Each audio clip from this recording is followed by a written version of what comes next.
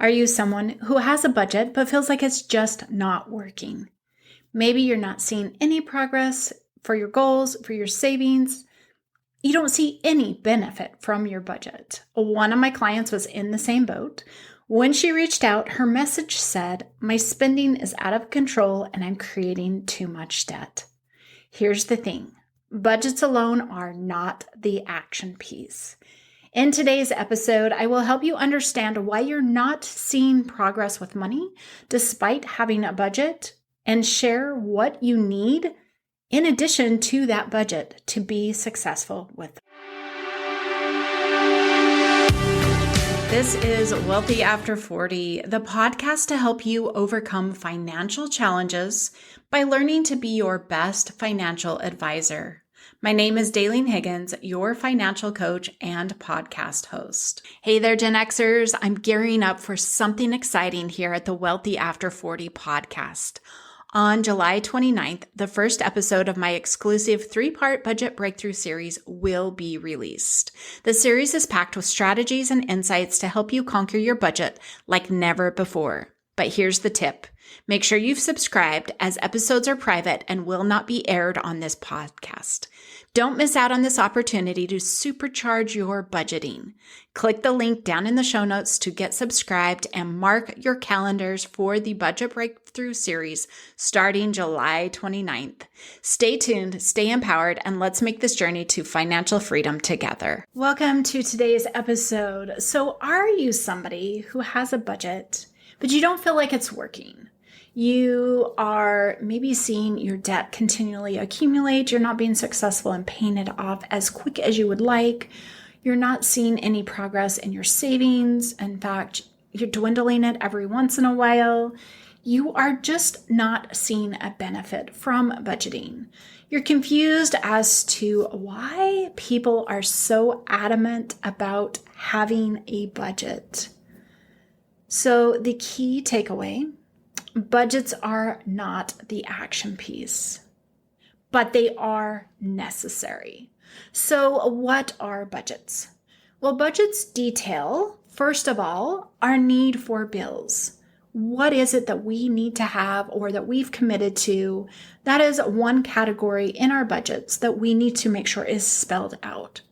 Knowing this need, we are set up 1/3 of the way. The second thing budgets will tell us is our spending desires. We have also needs in spending: groceries, fuel, those types of things. Maybe there's some medications, whatever it is, not covered by insurance, obviously, but those things are in a spending section of your budget.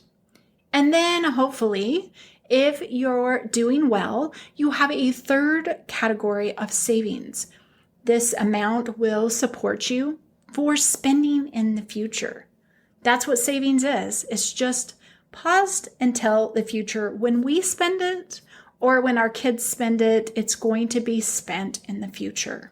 So creating a budget is just a document telling us how our money is supporting us.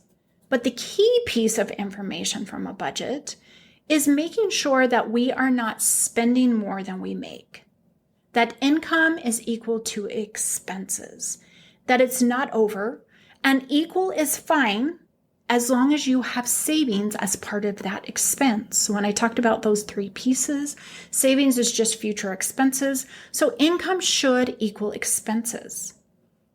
I use a budget. It's a document. It's not changing, and on the document I don't note anything that's going on during the month. However, when life happens, or when I'm looking to maybe make a major financial decision, I go to my budget to view where I can shift my money, view where it's exactly going. And if I were to pause a few expenses, or if I was to make a shift for a moment, that is what my budget tells me. It's a living, breathing document, but it's just up to date with my income. So every time I get a raise, I make sure I include that, and then I adjust for that. Is it just increasing my savings? Is it going to an inflation of bills or an adjustment there? How does that overall look? Having a budget is very powerful. It is, like I said, a very key piece of your overall money plan. It is a foundation. It's a guide. It's a plan. It's a map. Whatever word you choose to use here that maybe, gives you direction, gets you excited, is what you should be using. I know most people don't like the word budget, so pick something else. Pick something else. But it is a necessity to have before you go down the road, before you want to see progress. So now you're going back and you're like, okay, but I'm that person that's done that. And I don't see any benefit. Going back to my client, even though she had a budget, and she's somebody I personally knew before we worked together, she's very good with numbers, very good with spreadsheets. But the action piece, remember, budgets are not the action piece. They're my noun. And now we're going to create a verb. The action piece she was missing was a cash flow system, a money management system, creating it to, quote, keep track. Keep track. What is a cash flow system? A cash flow system puts our money where it's needed.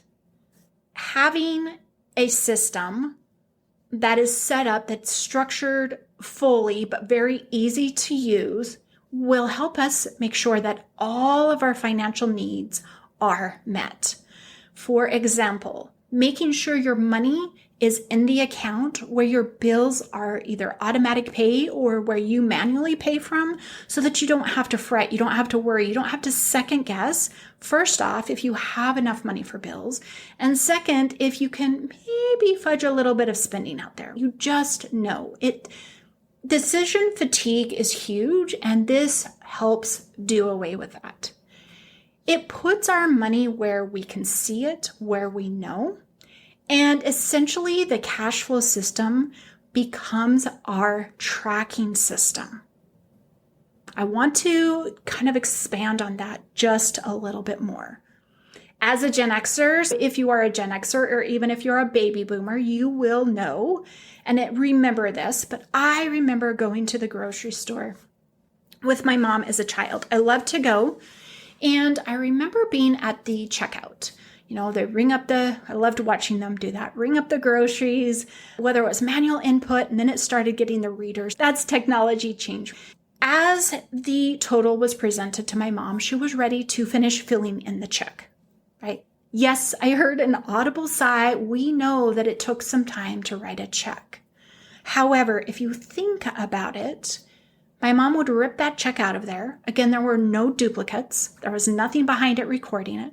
She would hand it to the cashier who, if you remember, they had to do a process for the store themselves. Stamp it, mark it, do something in the cash register. So while they are doing their process, my mom goes to her check register, makes the notation, the amount, and quickly does the math. She knows right then and there, in sync, in line with this expense, how much money she now has going forward. It's in the moment. It's not behind. It's not, reactive. But in this day and age, with things being able to, be paid with so many different ways, so quick, there's no way we could take the time, even if you are not writing a check, to sit there and fill out a check register. Think about it. This day and age, we need something that can keep up with more of this fast-paced. I know some people, they keep their receipts and they write them down later.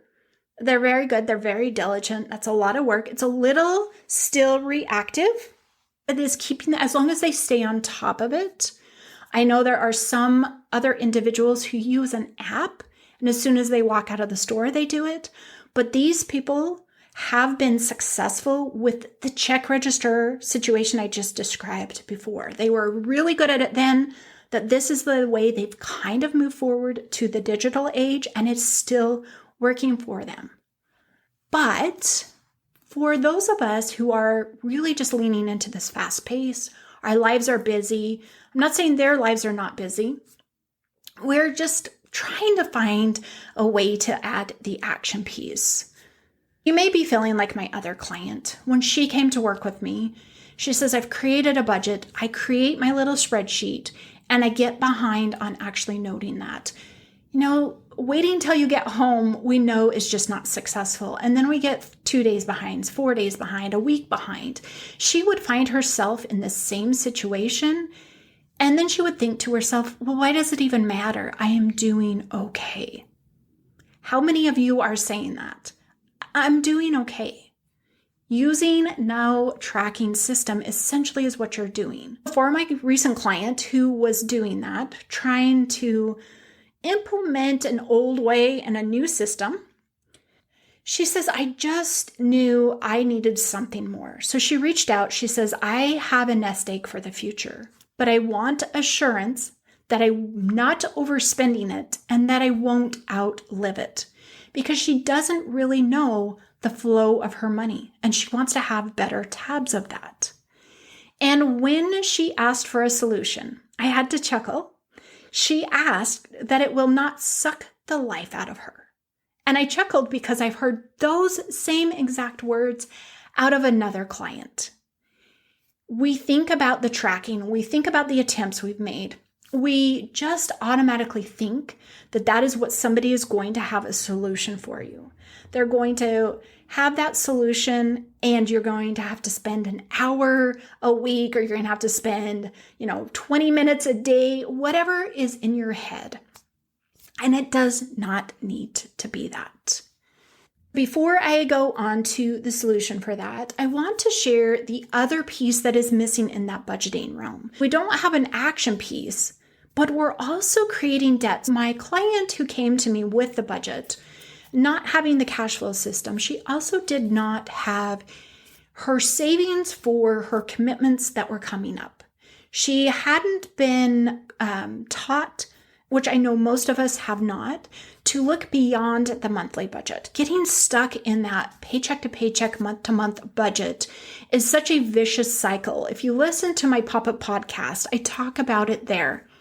But really, those traditional budget methods are almost as bad as the traditional tracking methods. And you end up getting your car registration, which is a very common one. And you're thinking, oh my gosh, where is this money coming from? Because, you had all of these other bills. Not being able to build in the stability with what she was doing, that's where her debt was coming from. Not being able to be better prepared for those commitments she had already made, and learning how to plan and prepare beyond the paycheck. That is the second key piece that is missing in traditional budgeting. So going back to your solution for putting into action your budget. The cash flow success method I teach in my 60-day program as well as in my signature program. If you remember, a cash flow system puts our money where it's needed. In the program, we set up the entire method pertinent to you. It's customized, it's tailored, it's personalized. Sometimes there's things that need to be tweaked. We set that up, and then you're taught payday moves. So those payday moves, payday, you get paid, you put your money where it's needed. And then when you put it where it's needed, those bank accounts become your, quote, tracking system. You do these payday moves, you have money routines where you're keeping tabs. I do have a spreadsheet, but it is proactive, covering that second element that is missing. The client who came to me with a budget, after we implemented the cash flow success method with her, got it, all the accounts set up, she knew what she needed to do, showed her the payday moves. She says, I think splitting the bills, money, and the spending money has been good because it's definitely made me more aware. I'm going to pause out of her testimonial real quick.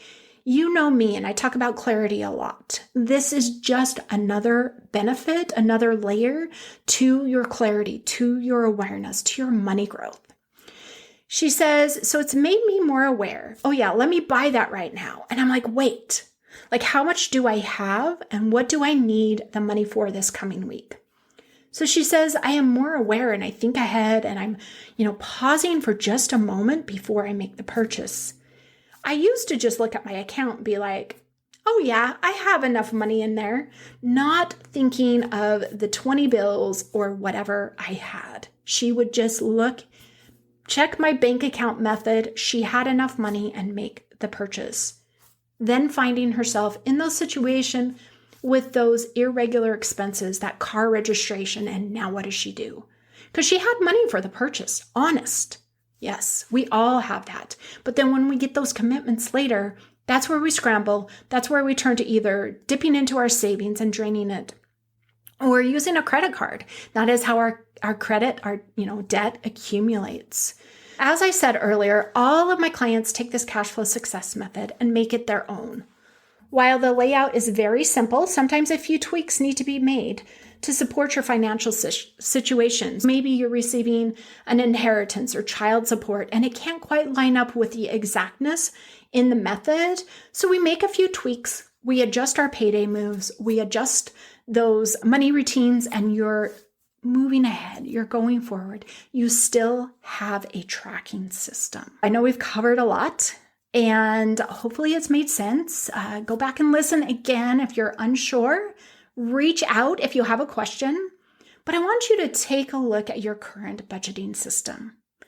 Are you successfully tracking and saving without spending a lot of time? Are you spending more than 15 hours a week? Are you recreating your bank account in a spreadsheet after the fact and wondering, what is the point of this? What is the point of this? We already know what our bank account says or that we had to use that credit card. And you're like, but I need to know, but then what are you going to do different? Keeping doing the same thing and the same moves are not going to help you move forward. Finding that challenge and thinking, what can I do different to get me over the hurdle? I invite you to explore the Financial Freedom Jumpstart. It's my 60-day program. It's all strategy. We go from budgeting to cash flow and begin your journey into financial stability. When I was talking about those future commitments and learning how to plan for that, we definitely touch on that in this 60-day program. It's a 6-session, 60-day program. Click the link down below or visit my website for my services and look for the Financial Freedom Jumpstart.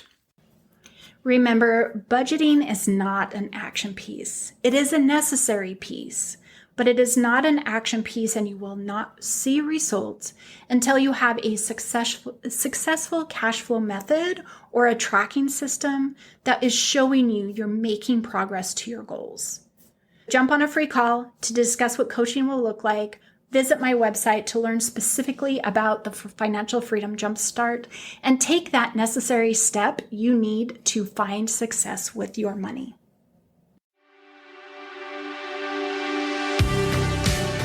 Thanks for listening. Every week, my goal is to help you get one step closer to financial freedom and making confident decisions so your money starts working for you. Do you have any questions or comments about today's episode?